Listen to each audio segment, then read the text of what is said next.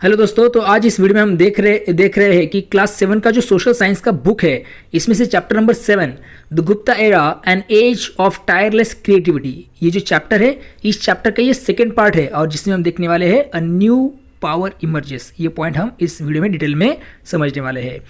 अगर वीडियो आपको अच्छा लगता है तो चैनल को लाइक, शेयर और सब्सक्राइब जरूर कीजिएगा। चलिए फिर बिना वक्त गवाए शुरू करेंगे अ न्यू पावर इमर्जेस, इस पॉइंट को डिटेल में समझने के लिए।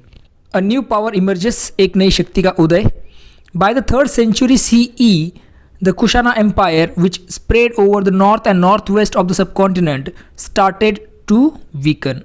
3rd century में क्या हुआ, तो जो कुशना एम्पायर है, कुशना साम्राज्य, which spread over the north and north western, जो क्या था, तो अपना जो सबकॉन्टिनेंट है, उपमहाद्वीप है, उसके उत्तर और नॉर्थ वेस्ट मीन्स उत्तर पश्चिमी भागों में फैला हुआ था, स्टार्टेड टू वीकन, कमजोर पड़ने लगा। वीकन मीन्स कमजोर पड़ना। न्यू किंगडम्स इमर्ज, इसके साथ नए राज्यों का भी उदय हुआ, मीन्स वो कमजोर पड़ने लगा, नए राज्य बनने लगे, नए किंगडम बनने लगे।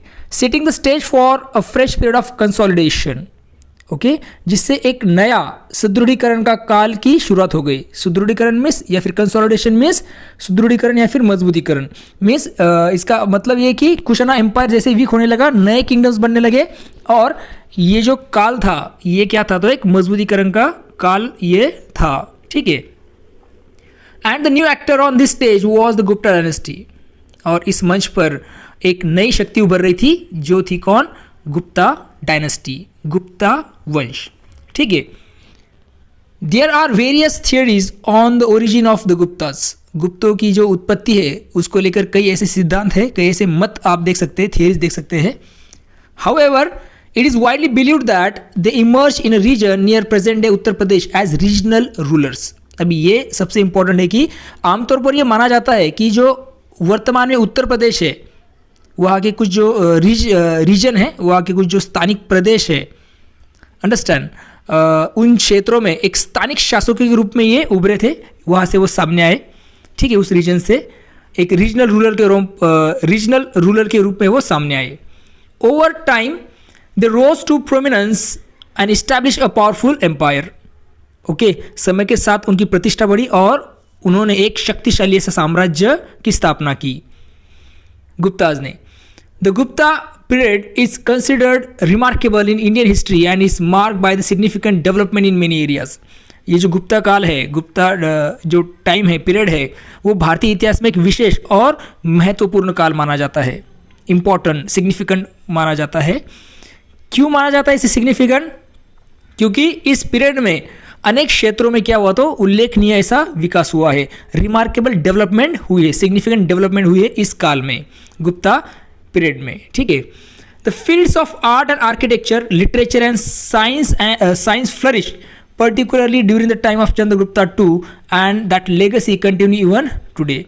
अभी इस काल में, गुप्ता पीरियड के टाइम में क्या हुआ, तो विशेष रूप से किसमें, कला, आर्ट्स एंड आर्किटेक्चर में स्थापत्य, लिटरेचर में साहित्य एंड साइंस में विज्ञान, इन क्षेत्रों में क्या हुआ, तो विशेष रूप से ये जो क्षेत्र है वो फले फूले।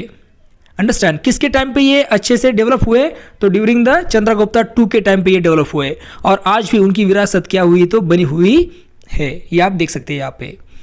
The inscription on the iron pillar in Delhi speak of a king name Chandra, ठीक है, who has been identified with Chandragupta II, not to be confused with Chandragupta Maurya from the Maurya dynasty whom we met earlier। अभी दिल्ली का जो लौह स्तंभ है, ion, जिसे क्या बोला गया है, तो आयन पिलर है, उस पर जो इंस्क्रिप्शन है, उस पर क्या लिखा है, तो चंद्र नाम का एक राजा का उल्लेख किया गया है।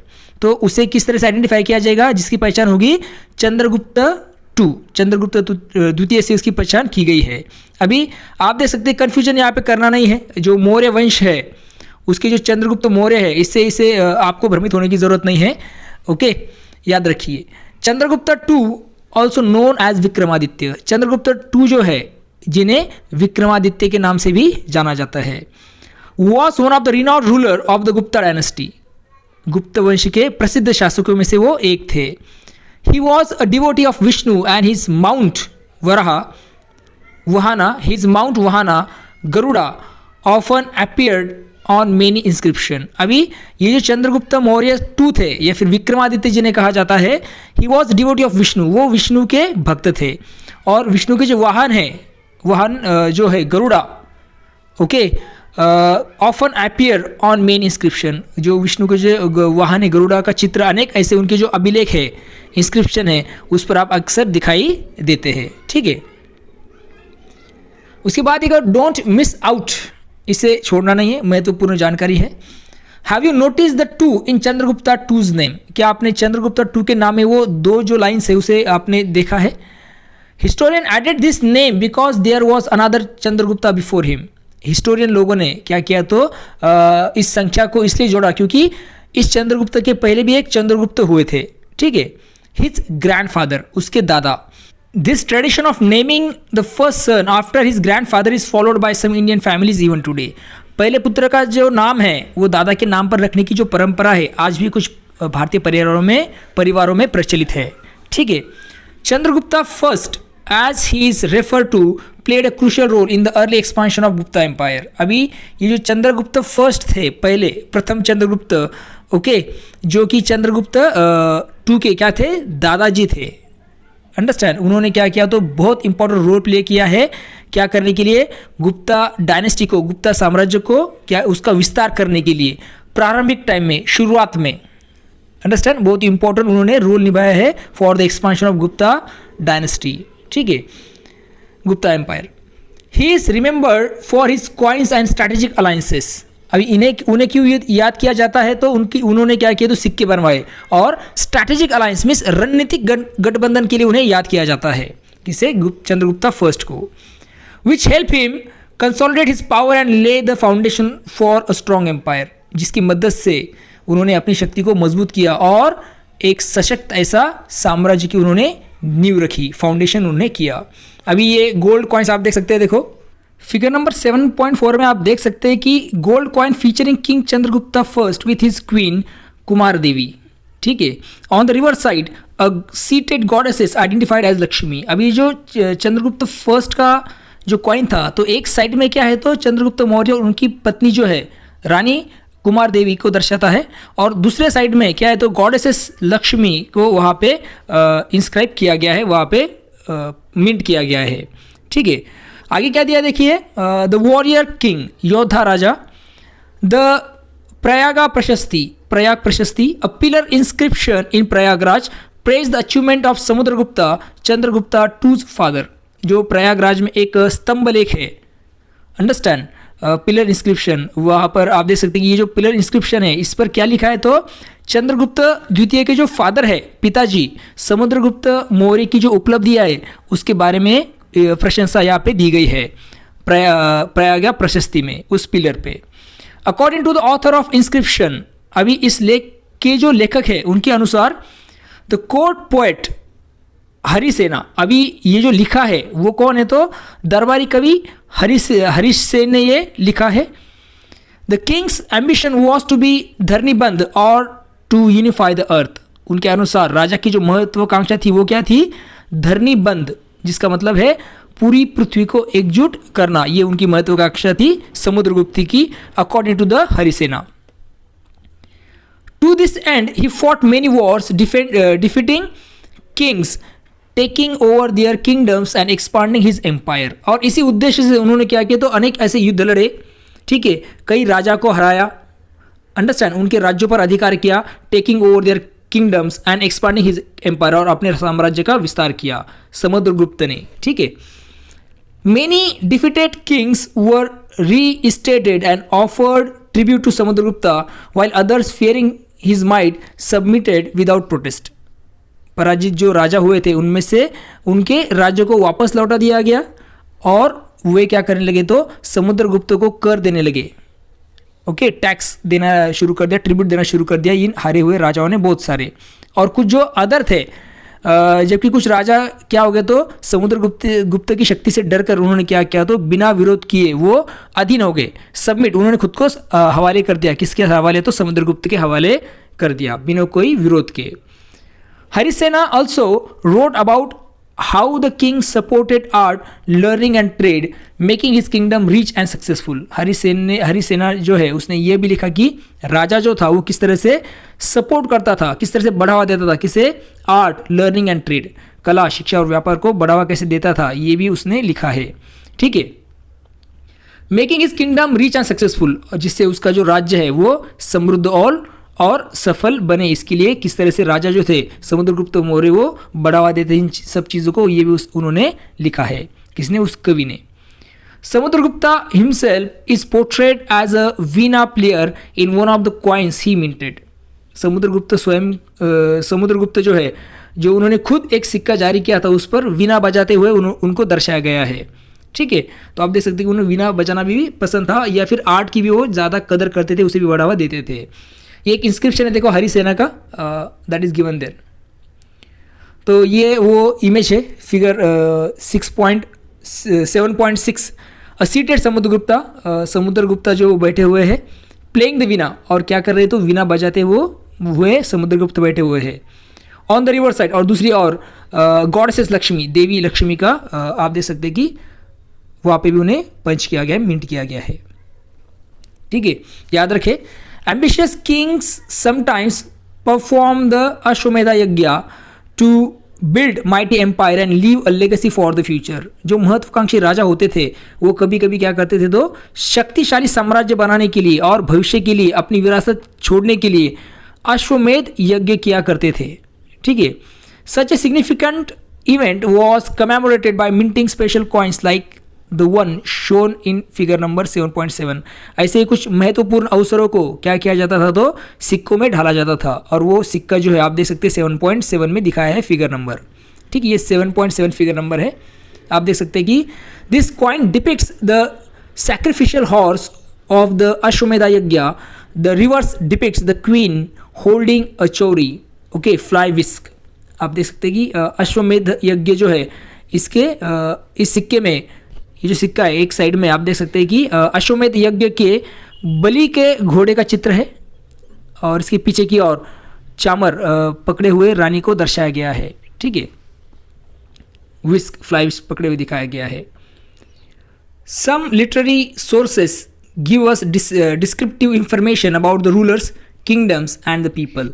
कुछ जो साहित्यिक ऐसे स्रोत है, लिटरेरी सोर्सेस, वो हमें क्या करते हैं, तो शासक, रूलर जिसे हम कहते हैं, किंगडम्स मीन्स राज्य, और पीपल, लोगों के बारे में विस्तृत ऐसी जानकारी देते हैं। The Vishnu Purana for instance, उदाहरण के लिए Vishnu Purana, the key specifies the key regions of the empire, the Ganga dynasty, the Gupta dynasty will rule over Anuganga, the middle Gangetic basin, Prayaga, present day Prayagraj, Saketa means Ayodhya and Magadha approximately Bihar and all surrounding regions. अभी ये जो विष्णु पुराण है, okay, उनमें क्या दिया है, तो साम्राज्य जो है उनके प्रमुख ऐसे क्षेत्रों का उल्लेख मिलता है। ठीक है, जैसे कि गुप्ता वंश है, डायनेस्टी विल रूल। अभी गुप्ता वंश जो है, गुप्ता डायनेस्टी वो कहाँ पे रूल करेगा, तो अनुगंगा, गंगा जो है मध्य गंगा घाटी, साथ ही साथ मीन्स गुप्ता डायनेस्टी कहाँ तक रूल करेगा, इसका उल्लेख किस में दिया है, तो विष्णु पुराण में दिया है।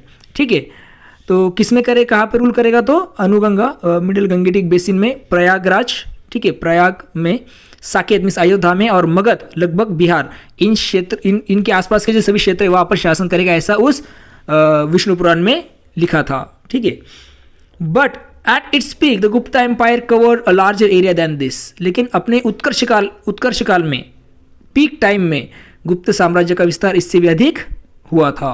ठीक है, मोस्ट ऑफ प्रेजेंट डे, कहाँ तक हुआ था, तो present day north and waste India along with part of central and east India. वर्तमान में, अभी के काल में उत्तर और पश्चिम भारत के जो अधिकांश भाग है वहाँ पर, और साथ ही साथ सेंट्रल मीन्स मध्य और पूर्वी भारत, ईस्ट इंडिया के कुछ हिस्सों तक ये फैला हुआ था। ठीक है, imagine what it would have entailed to move a whole army of soldiers, elephants, horses, cooks and other support staff as well as the supplies to feed them all. आपको कल्पना करनी है कि जो सैनिक है, हाथी है, घोड़े है, रसोइये है, और साथ ही साथ अन्य सहकारी स्टाफ, इन सब और पूरी सेना को एक जगह से दूसरे स्थान तक ले जाना, साथ में सभी भोजन और अन्य आवश्यक सामान की व्यवस्था करना कितना बड़ा काम रहता होगा। और clearly the tributary king must have been asked to provide for this. और ये स्पष्ट है कि जो कर देने वाले राजा है इन सबको, इन राजाओं को इन व्यवस्था को पूरा करने के लिए कहा जाता रहा होगा, क्योंकि इन सबको मैनेज करना, उनको खाना देना, ये सब किसे करना पड़ता था? जो ट्रिब्यूटरी किंग्स है, जो कर देने वाले राजा है, उनको ये करना होता था। ठीक है, एक पॉलिटिकल मैप आप देख सकते हैं नीचे में, प्रेजेंट डे में है, और उसको आपको प्रेजेंट डे का जो मैप उसके साथ कंपेयर करना है और क्या चेंजेस हुए आपको फाइंड आउट करना है। ठीक है, mark the states on the map and count how many you fold. आप कितने फाइंड आउट कर सकते हैं आपको देखना है। ठीक है, तो ये अपना इंडिया का मैप है।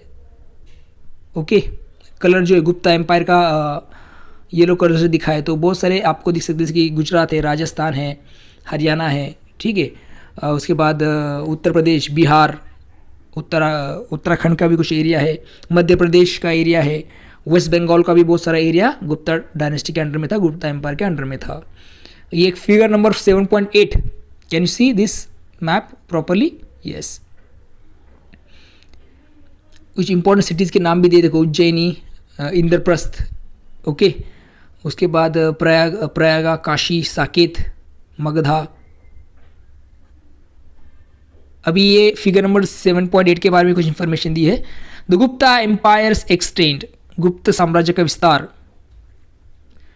नोट दैट, ध्यान देखिए, जो Vakatakas were the allies of the Guptas, जो वाकाटक्स थे वो गुप्ता के सहयोगी थे।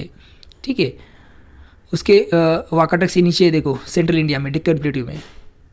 The Guptas claim to have conquered part of east coast. Gupta का ये दावा था कि उन्होंने कुछ जो ईस्ट कोस्ट है उन कुछ भागों पर भी विजय प्राप्त की थी। Down to the Pallavas, Pallavas जो है उनको तक उन्होंने हराया था। ठीक है, हुम दे मे हैव ब्रीफली सबड्यूड, उन्होंने संभवतः क्या किया तो कुछ समय के लिए पल्लवाज तक को अधीन कर लिया था, ऐसा उनका दावा है। ठीक है, आगे वाला जो पॉइंट है, a traveller's account of Indian society in the Gupta age, ये हम नेक्स्ट वीडियो में करेंगे। आई होप आपको आज का जो पॉइंट था अपना, ठीक है, वो आपको अच्छे से समझ में आया है। तो फिर मिलेंगे नए वीडियो के साथ। देखते रहिए सुबोध फाउंडेशन, ये अपना यूट्यूब चैनल को लाइक, शेयर और सब्सक्राइब ज़रूर कीजिएगा। तब तक के लिए thank you and take care.